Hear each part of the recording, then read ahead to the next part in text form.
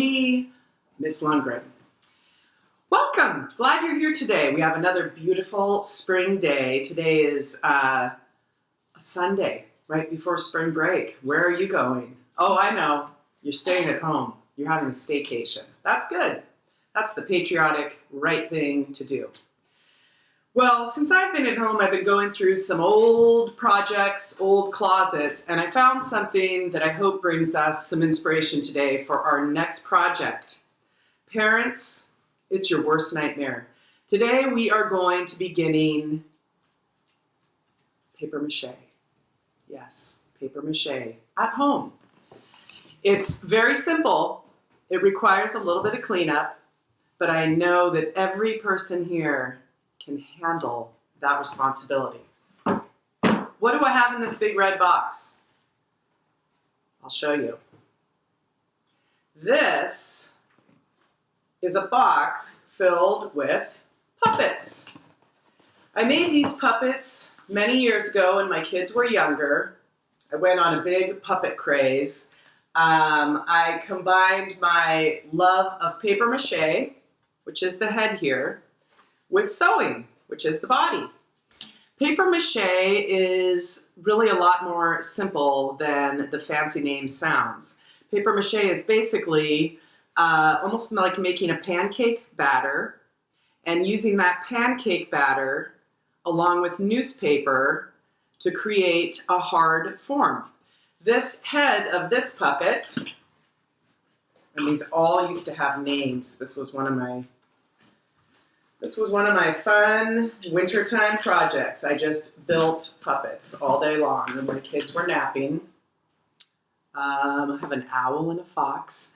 The heads of these puppets were originally little water balloons. And I took a newspaper and dipped in the flour and water mixture and wrapped it around almost like bandages, almost like a mummy. Bandaged the whole balloon up. Then I added some cardboard ears, and after a few days it becomes really a big solid form. And then of course I painted it. A lot of you at Montlake have already done paper mache. I'm trying to think if we've ever done puppets. Here is a mouse and a bird. Oh my gosh, I have so many characters. Here is my French elephant and a trunk that got a little broken. Raccoon. That guy's pretty cute. Kitty. This one I think is my daughter Ingrid's panda. And then there's, owls and another kitty. They all have their kind of own fashion to give them a little sense of individuality and style. We are not going to be doing a puppet today. We will revisit the puppet idea after we have some sewing lessons. Today we are going to make a really simple paper mache form.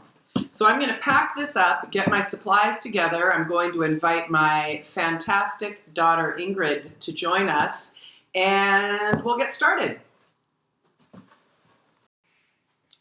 All right, I think we're ready to get started. Welcome, Ingrid. Thanks for being here today, and every day, every single day.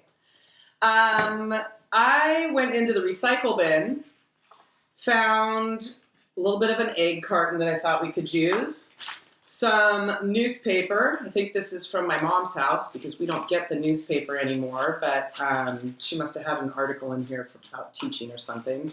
I have some cereal box cardboard and a paper bag. And tape. And tape. Scissors. I have tape. I have packing tape. If you have masking tape or painting tape, all of those work. This is going to help us, or duct tape, right? All those kinds. And a pair of scissors. Today we are going to start with phase one, which is building. We don't need the paper mache mix yet. We are going to start with just some newspaper. I want you to be thinking about what you might want to build. Today is Easter, and not only is it Easter, which makes me think of bunnies and chicks. I've been thinking a lot about bunnies because I've seen so many walking around the neighborhood. One great thing about having less cars on the street and less air traffic, the animals are coming out. Yesterday, Ingrid and I were out and found a snake nest. Actually, like 50 snakes at Magnuson Park rolling around together. Baby snakes, big snakes. I have never seen anything like it in Seattle.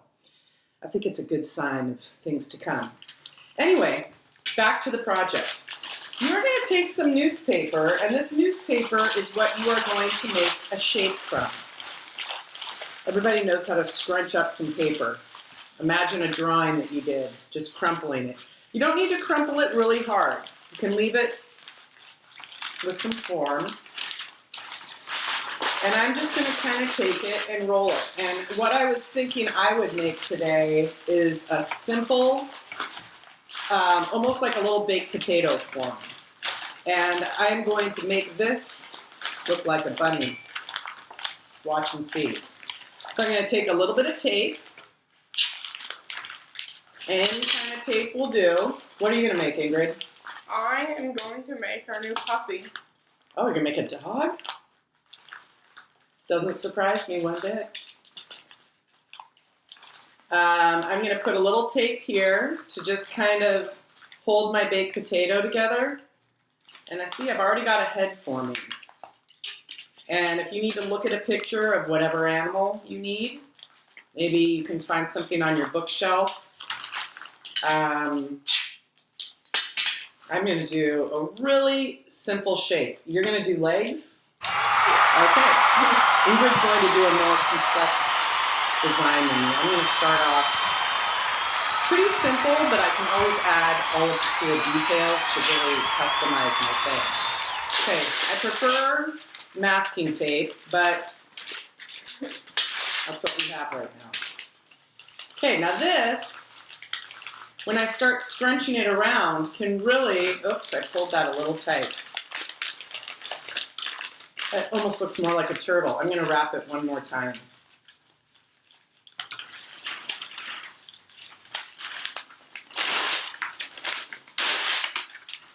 Okay. Oh, better save newspaper for the paper mache part. If you're low on newspaper, you want to be mindful of what you have right now. Okay, so this is going to be my bunny form. I'm going to wrap it twice. How's yours coming?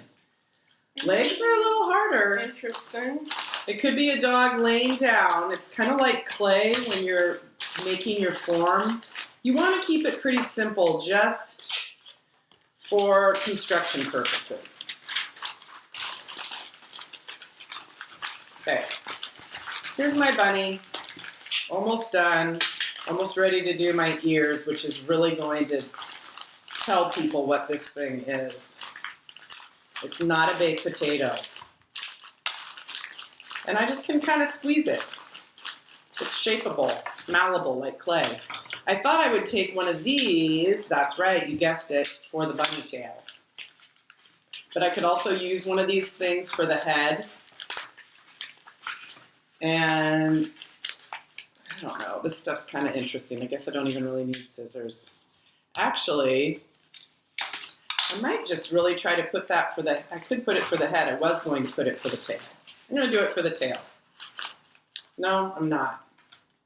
What am I doing? I'm going to forget that. I'm going to stay with this. I'm going to use a little bit of thin cardboard to make the ears. The ears are really going to make this look like a bunny. You might want to draw your ears out or whatever form you're using. I'd advise to keep it pretty simple if this is your first paper mache. If you're in kindergarten, if you are in 5th grade, I imagine you could be making tusks or any kind of thing. Here's my ears. I can overlap them to make sure they're basically the same. I might just switch that up a little bit. How are your legs coming? They're okay. They're okay. They'll strengthen. The nice thing is when we start paper macheing, all of these flim-flammy things become, they'll become stronger. Okay. There's my 2 cereal box eggs. I can even take this and put a little slit in there and pinch it a little bit so that it becomes, you know, a little 3D. Pops a little bit. Now, I can make mine a floppy-eared bunny, floppy ear, or a regular bunny. Should I make it a Montlake bunny? I think I kind of messed mine up. I'm going to make mine. This is going to be one of the marsh bunnies that we've been seeing all around town. I'm going to do another slit in there just so I can kind of bend it so it's almost puckered.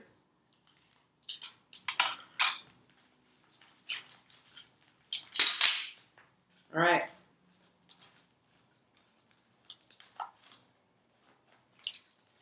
Get another piece of tape. You really want to make sure these pieces are secured on, because when you start paper macheing, you don't want stuff to fall off. It'll bug you. Okay. So here is my basic form. I'm just going to use up all the tape in the house for a simple little guy. And the tail, I'm not going to worry about. Unless, does that look too big? That looks too big. I might just paint the tail on. All right. 40 miles of tape. Doesn't have to look perfect for this part. If you have a balloon, you can use a balloon too. I just thought, We don't have balloons. I think we do have balloons, but I want to try to do projects of materials that you might have at home. And I imagine everybody's got some cardboard right about now. You might have a paper bag, because that's what all of our groceries are coming in now. And tape. If you don't have tape, you could use string if you want to wrap it in string. That might be a little harder. Okay, here's my bunny form. Real simple. Do I want to put legs on it? I don't think so. I think I'm going to leave it just like this. Ingrid is trying to show off her paper mache skills because she's the daughter of an art teacher. So she has to give it legs. That's good. It's all falling That's creative apart. confidence. It might be falling apart now. You can't believe how messy and unrealistic these look right now, but just wait. The magic of paper mache will transform all of this. All right, we'll get back to you in a few minutes. Build your form, and we'll meet back in 5.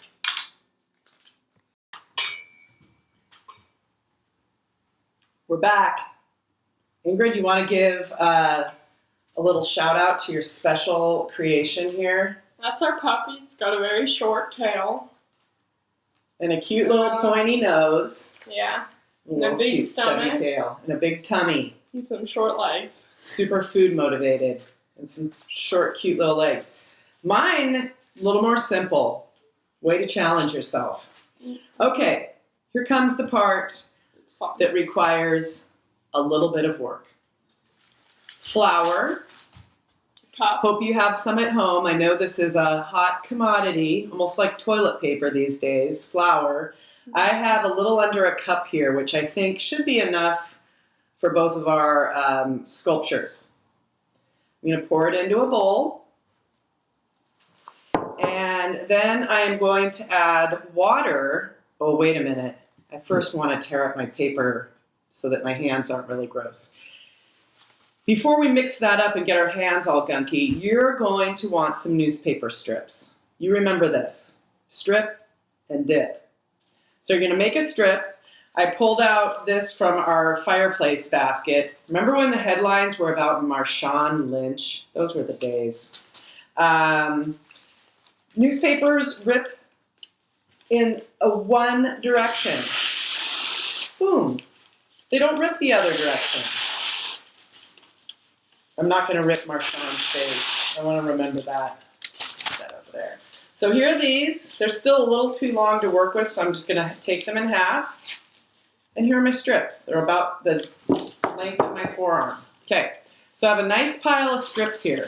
You might want to do the whole You're going to need a lot. sports section or the whole comic section. We're going to have those right here so that we're ready to begin. All right, next, we're going to pour water in. We're going for the consistency of pancake mix. Thinner. Maybe even a little thinner, Some kids love this part.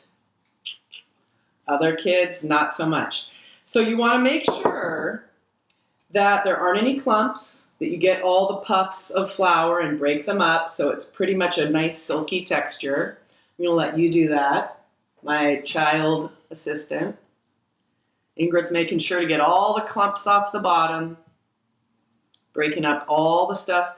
Pro tip, you could use warm water and it feels better on your hands, right? So you're going to want to be really careful with this stuff. This is basically like liquid cement. We have laid down newspaper so that we don't get it all over the floor. I've taken off my jewels so my hands are ready to work. We should have done a stretch before this. How does it feel, Ingrid? Gloopy. Gloopy. Good Okay. one. Okay, It's ready. so we've got our newspaper down. I'm going to do one quick demonstration. This might be obvious to you already, and if it is, forgive me. You are going to take a strip. You're going to put it inside the mixture and get it all goopy. And then you're going to take your scissor fingers, the peace sign, and you're going to take it just like a squeegee and squeegee it all the way down. And the key is to do it over the bowl, not on your lap, not on the carpet, not on your brother's head, but right over the bowl so all the extra goes right back in and is, we're able to use it. We don't want to waste any of this stuff, especially these days, flour rations, they're tight. Okay, so we're dipping it, getting off all the extra, and then we're wrapping it. Think of like you're making this, bandaging it. You want to get it on there. Don't be afraid to rub your hands over it. I almost think it's like putting lotion all over this. You're making sure that there aren't any wrinkles, unless you want a wrinkle. And you're going all the way around. This is a sculpture, which means it's 3D, and we want to get the underside, we want to get the top. We want to make sure that all of the tape is covered. We want to give this little creature one nice, smooth layer. This is going to be a 2-day project. So here I am, I'm smoothing it over. Ingrid's wrapping hers really nicely. These still won't look like much today. Tomorrow when we come in, tomorrow morning when we wake up and these are all nice and dry and hardened a little bit, we'll be able to really come in and start smoothing out some of the creases and really giving it some better shape. I'm going to really get in to this part where I fastened the cardboard on because I want that to be really strong so that the bunny's ears hold on. I'm just going to keep on going over. You're really giving it one layer, but if you have nice little tiny strips, you might give 2. If you get too much on there, you can always add a dry strip over it.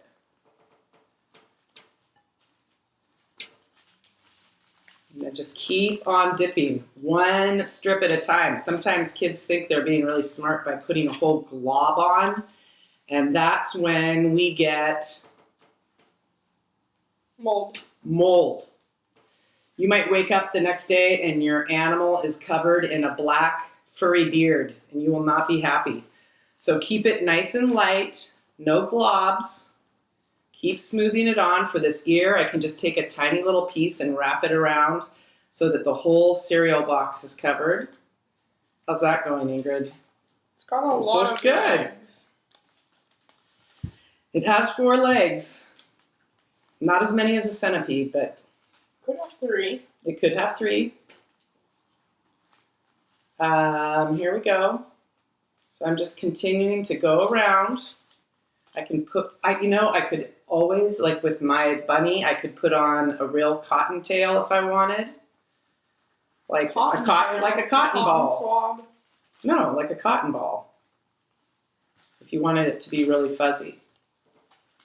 Now, if we were in the art studio, we would have all of those good things. I'm not sure what I have here left to build with because most of my supplies I brought there. Thinking that I would always be able to get in there and pick things out if I needed them. Okay, I'm going to wrap these ears just kind of like, almost like I'm bandaging it.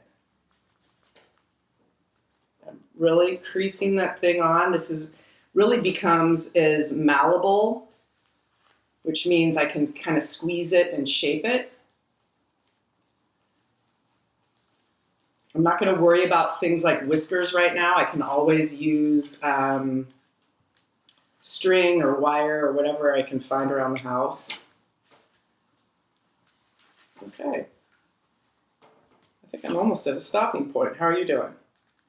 I need to do the whole head still. So we have all this extra batter left. I can put a plate over this and put it outside. It'll be fine for tomorrow. We can totally reuse this. You can use all the strips that you ripped. And if you have like a heater that you want to set this on, or a little sunny patch out on your deck, which we have right now, once you get your shape covered and really smoothed out, still looks a little bit like a baked potato. There's a spot that I missed. I can see a bunch of tape. I'm going to get that spot. Once you're all covered, get your little creature out in the sun so that it can dry. Don't forget to bring it in tonight because the moisture in the evening air will make it soggy for tomorrow. And yeah, I think I've got it. Ingrid looks about finished.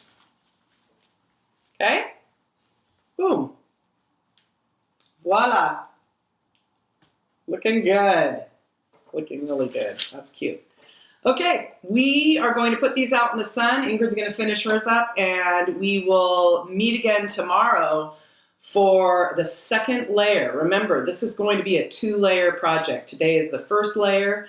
It will be nice and hard tomorrow morning, and we'll give it a second coat tomorrow morning, and then we will move on to painting. Okay? Thanks for joining us. I'm going to go wash up. Ingrid's going to continue on, and we'll see you tomorrow. Thanks for joining us. Looks great.